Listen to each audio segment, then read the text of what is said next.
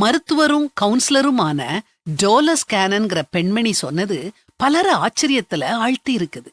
அவங்க சொன்னதை அப்படியே சொல்றேன். நீங்கள் தான் உங்கள் உடலில் நோயை வரவழைக்கிறீர்கள். நீங்கள் கவனமாக வாழ்ந்தால் நோய்வாய்ப்பட வேண்டிய அவசியமே இல்லை. நம் உடல் ஒரு அற்புதமான மெஷின் போன்றது. அது தன்னைத்தானே பராமரித்துக் கொள்ளும் சக்தியை உடையது. நாம் அதோடு இடையூறு செய்யாவிட்டால் அது தன்னைத்தானே குணப்படுத்தும் சக்தியையும் உடையது.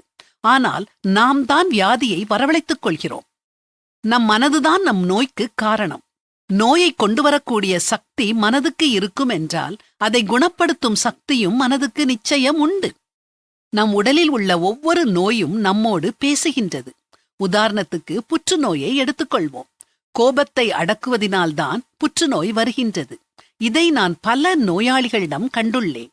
எதையும் வெளியே சொல்லாமல், அதற்கு ஒரு தீர்வும் காணாமல் வருடக்கணக்காக கோபத்தை மனதிற்குள் அடக்கி வைக்கிறார்கள்.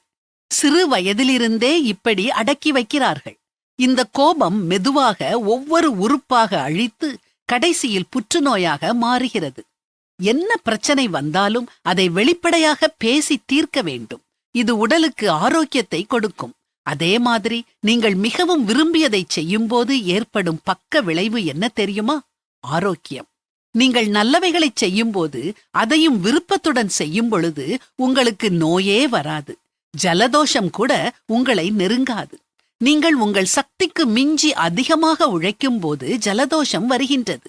உடல் ஓய்வை நாடுகிறது. தேவையான ஓய்வு கொடுக்கும் பொழுது ஜலதோஷம் குணமாகிவிடும். இப்படி சொல்லிட்டு நான் பயிற்சி அளிச்ச நூத்துக்கணக்கான நோயாளிகள் எந்த ஒரு நோயும் இல்லாம ஆரோக்கியமா வாழ்றாங்கன்னு அடிச்சு சொல்றாங்க. இத பற்றி வேதாகமம் என்ன சொல்லுது? சொஸ்த மனம் உடலுக்கு ஜீவன், பொறாமையோ எலும்புருக்கி.